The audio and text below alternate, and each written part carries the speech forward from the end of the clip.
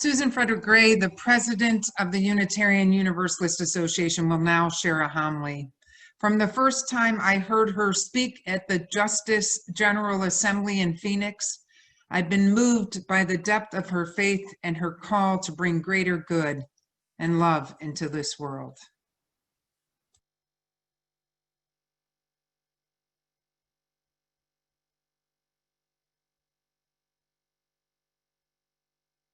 I was 13 years old when I became a Unitarian Universalist. I was raised in this faith, but I was 13 when I claimed it as my own. It was a Sunday afternoon, and I was waiting for my parents to finish their committee meetings after service. All the other kids had left, and I was bored. I wandered into the visitor's corner, and a little red wallet card caught my eye. It said in bold letters on the front, "What do Unitarian Universalists believe?" My 13-year-old self wondered, what do Unitarian Universalists believe? As I read the 10 statements written by the Reverend David O. Rankin, in my heart, in my soul, as I read those words, I said, yes, this is what I believe. One phrase in particular planted itself in me like the deepest truth, and I never forgot it. We believe in the motive force of love. It was in that moment when I knew that this was my religion. I start with this story to ground the work of UU the Vote in our theology, which is its foundation and its inspiration. This year marks the 250th anniversary of what we celebrate as the beginning of universalism in the United States. It was on September 30th, 1770, that Universalist John Murray preached his first sermon on this continent. And the truth that I read in that little red wallet card, the truth I've never forgotten, is the message of universalism. 250 years ago, in the context of religious notions of God rooted in punishment, damnation, and the division of humanity between worthy and unworthy, saved and damned, the idea of universal salvation, that God's love is unconditional, that no one is cast out, and that salvation is not individual but collective, was radical and liberating. Universalism proclaimed that humanity was bound together in a common destiny, and that love is the thread that binds each of us to the other and everyone to creation. Universalists believe that God is love. They also believed in hell. They just believed that it existed here and now on the earth. The great Universalist preacher Hosea Ballou was clear about how politicians and those in power used fear, stoked fear, to protect their greed and corruption and self-interest, and he knew the suffering that resulted from that. Rather than speak of theology in terms of speculative notions of God, Ballou spoke of it in terms of human experience here and now and our relationships to each other. A society that lives out the motive force of love would be one that fosters joy and liberation and thriving for all people. This is the highest calling of our faith as Unitarian Universalists, to live out, defend, and embrace this motive force of love in our lives, in our actions, in our commitments, and in our society. This is why UU the Vote says, vote love. Today, in our context, we are witnessing the emboldening and authorization of ideologies rooted not in love and interdependence, but in domination, authoritarianism, and dehumanization. And just to be clear, this is not new. It has a long and deadly history on this continent, going back more than 400 years. And yes, even our Universalist ancestors came from that same lineage of Christian European conquest and limited the vision of universalism only to white society, a limit that we are still trying to redeem ourselves from. It is dehumanization that creates systems that put children in cages, that deny health care to our transgender siblings, that allow police violence and the murder of Black people to continue unabated and without accountability. Dehumanization that allows triage protocols that devalue the lives of disabled people and that lead to systemic divestment from communities. The resources from housing to education, healthcare to jobs, and the criminalization of poverty. Just as Hosea Ballou named it, the tool of dehumanization, its propaganda is fear. Propaganda that tells us to fear our neighbor, that we are not family and kin, but enemies. This is the exact opposite of our theology of universalism that tells us that we have a common destiny and we are connected to one another in love. This is why UU the Vote says vote, love, defeat, hate. And while the forces of dehumanization and domination have always been a part of US history, so too have been those who have resisted and organized for the values of dignity, equity, humanity, and love. These days are heartbreaking, they're infuriating, and they're frightening. On days when I lose my own strength, I turn to the words of Alice Walker, who reminds us, we remember our ancestors because it is an easy thing to forget, that we are not the first to suffer, rebel, fight, love, and die. The grace with which we embrace life in spite of the pain and the sorrow is always a measure of what has gone before us. We remember our ancestors, theological, familial, and in movement.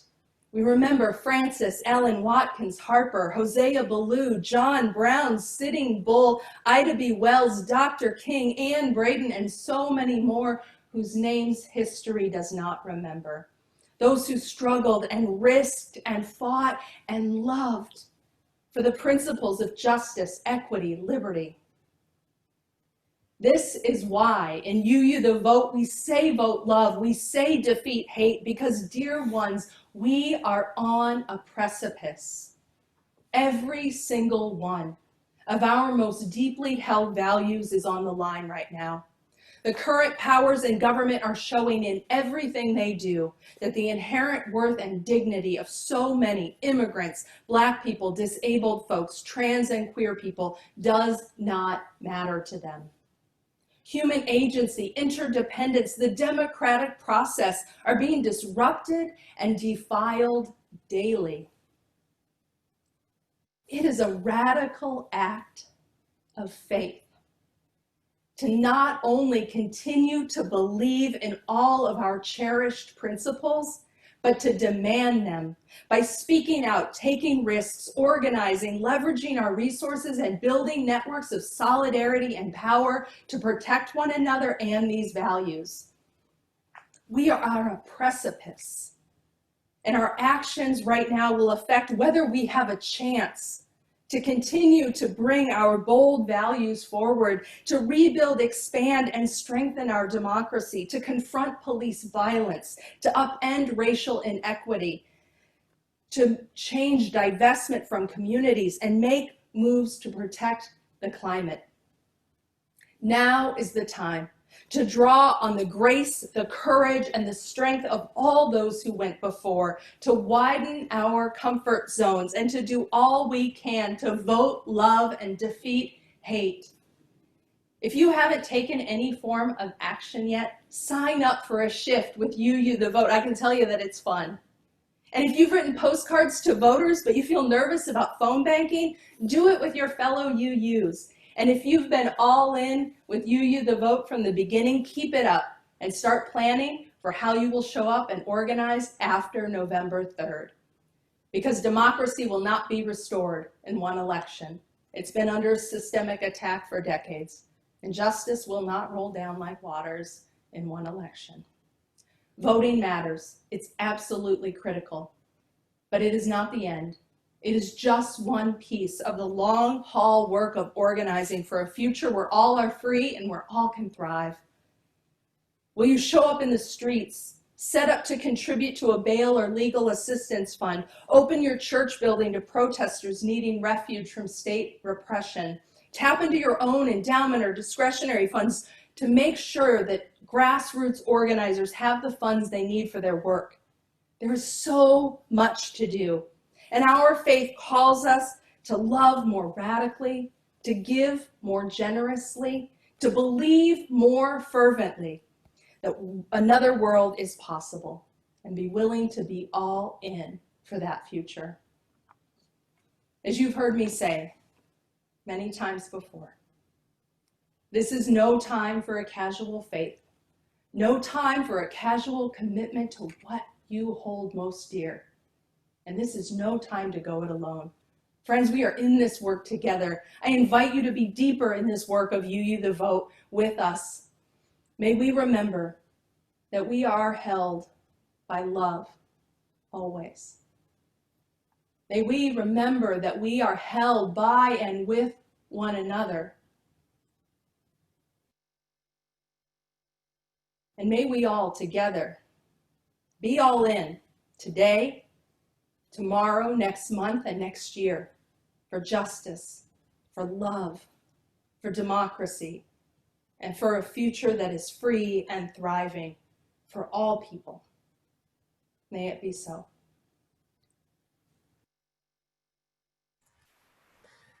Oh, there was so much in what she said. We'll take a few minutes of time to share amongst ourselves what you heard in Susan's homily that rings true to you, or question what challenges you. We do have just a few minutes, so try to keep your comments brief.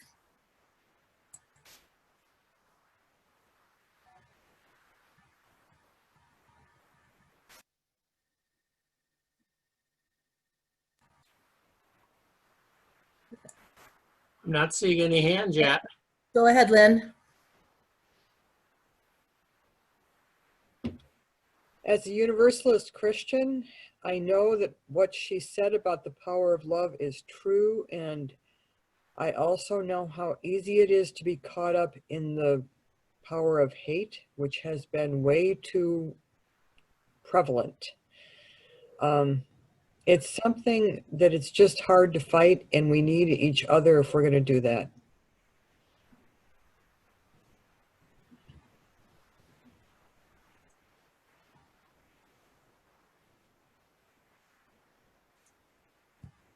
Go ahead. Oh, Go ahead, Roger. Jamie. Yeah, Jamie. I remember learning about Blue Black Lives UU and being told that we could never rest because Black people can't rest. However, that did not ring true to me because I'm not Black. But so I like what Reverend Hominy, if I'm saying that right, had to say about it doesn't mean that you can't rest. In fact, I think self-care is good, and we do need that. I mean, people burn out from doing social justice work. So I like what you said about as an individual and having it be a collective response, that collectively we can't give up. Because individually we do vary more and we do grow tired. Let's see, there was some other piece of that I liked that I can't remember right now. So I liked her interpretation.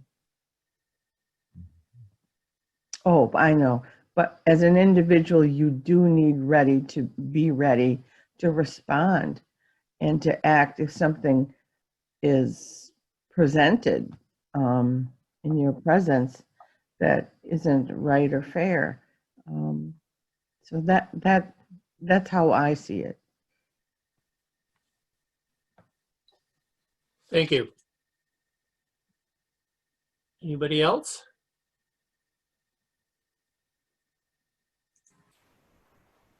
Looks Like Norma and Marilyn wrote in the chat, I like the concept of community joining other communities. If there's anybody else, please go ahead and unmute yourself.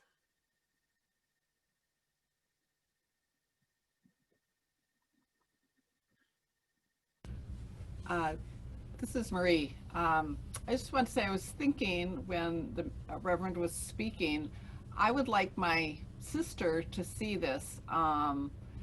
If she went to a church, she would go to UU Church. We're very close. And I don't know, I think it would be really nice to share her video with other people.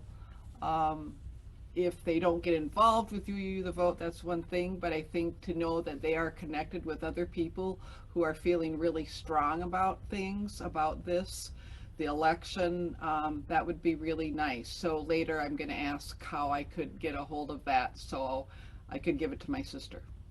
Marie, I put it so that it could be in the link with the video, but I'm not 100% sure whether that's cool with YouTube. So what I'll do is I'll go back to UU the Vote and ask if I can post that on Facebook and put it in News from the Office. Okay, thank you.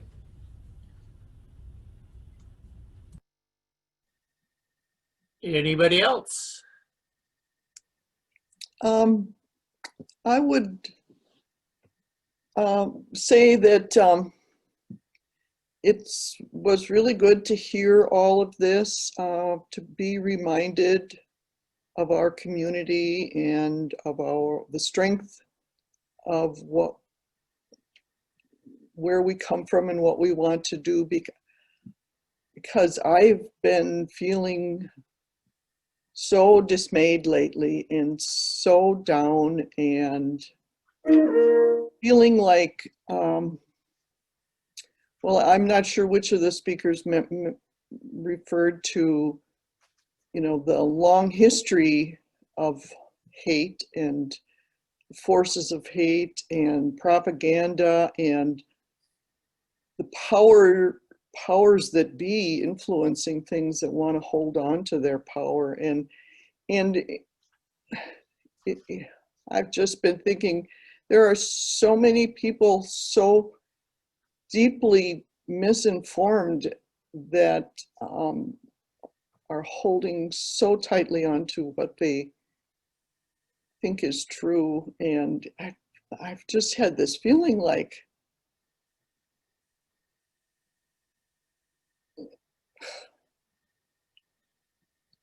the imbalance, the injustices are always going to be here. So this was really good to get a shot in the arm. Thank you, Beth. We don't have time right now to continue sharing, but the conversation will and should continue. I encourage you to stay for breakout groups so you can continue the conversation, and we will carry it forward. Thank you.